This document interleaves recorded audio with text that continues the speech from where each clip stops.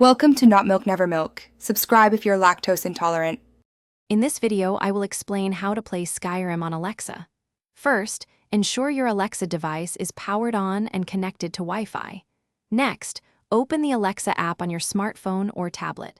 You'll navigate to the Skills and Games section to search for the Skyrim Very Special Edition skill. Once found, simply enable it with a tap.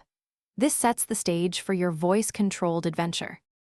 To get started, launch the Alexa app on your phone or tablet.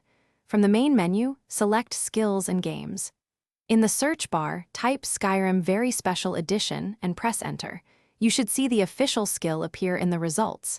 Tap on it, then select Enable Skill. This action activates the game on your Alexa device, allowing you to begin your quest immediately.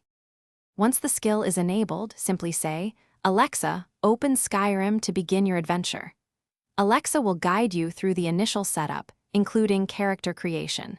You'll interact using clear voice commands such as Go East, Pick up the sword, or Talk to the innkeeper.